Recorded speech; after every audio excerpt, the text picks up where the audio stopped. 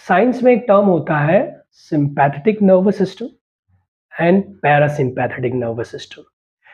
Sympathetic nervous system का zone कब होता है? जब आपकी हार्ट बीट नॉर्मल से थोड़ा हाई होती है या फिर आपकी जो ब्रीदिंग है वो फास्ट होती है, ब्लड सर्कुलेशन थोड़ा हाई होता है और आपकी बॉडी का टेम्परेचर हाई हो जाता है, तो इसको बोलते हैं हम सिंपैथेटिक नर्वस सिस्टम ज़ोन।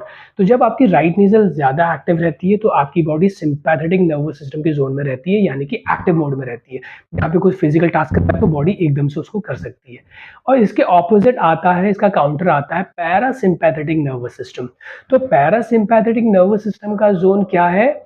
इसमें आपकी जो लेफ्ट नेज़ल है वो डोमिनेट करती है और लेफ्ट नेज़ल डोमिनेट होने की वजह से पैरासिम्पैथेटिक जो नर्वस सिस्टम का ज़ोन है वो एक्टिव हो जाता है। तो इसमें क्या होता है, इसमें सिम्पैथेटिक नर्वस सिस्टम का ठीक उल्टा होता है। हार्ट बीट थोड़ा डाउन, ब्रीदिंग थोड़ा स्लो, बॉडी का टेम्परेचर थोड़ा डाउन और आप थोड़ा रिलैक्स रहते हैं। तो sympathetic nervous system active zone, parasympathetic nervous system passive zone.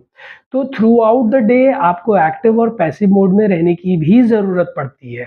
तो ये दोनों चीज़ें बैलेंस हो। Yes, hyperventilation sympathetic nervous system का ज़ोन है और हाइपोवेंटिलेशन पैरासिम्पैथेटिक नर्वस सिस्टम का ज़ोन है।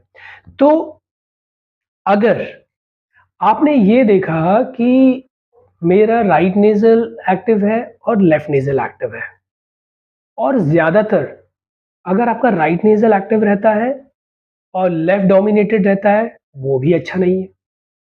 और अगर इसके ऑपोज़िट आपका लेफ्ट नेज़ल ज़्यादा एक्टिव रहता है और राइट कम एक्टिव रहता है, वो भी अच्छा नहीं है। अगर राइट ज़्यादा एक्टिव होगा, तो वही प्रॉब्लम आएगी जो हाइपर वेंटिलेशन में आती है।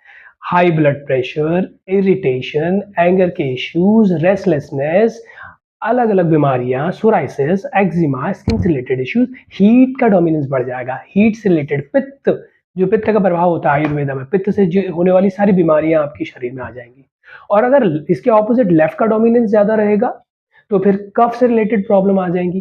कफ का प्रभाव आ जाएगा और फिर आप लेज़ी हो जाएँगे, लोअर ब्लड प्रेशर हो जाएगा, बॉडी में बहुत ज़्यादा वेट बढ़ने लगेगा, फैट का परसेंटेज बढ़ जाएगा, बॉडी में मसल मास कम होने लगेगा, लो ब्लड प्रेशर बढ़ जाएगा, कोलेस्ट्रॉल के इश्यूज़ आने लगेंगे, कफ एंड कोल्ड का इश्यू होने लगेगा। तो ना तो सूर्य नाड़ी का ज़्यादा डोमिनेटेड होना अच्छा है, ना चंद्र नाड़ी का ज़्यादा डोमिनेटेड होना अच्छा है। दोनों का प्रॉपर सिंक होना बहुत ज़रूरी है। तो इसके लिए आता है थर्ड स्टेप कि आपको इन दोनों में सिंक बैठाना सीखना पड़ेगा प्राणायाम ट्राई करने से पहले।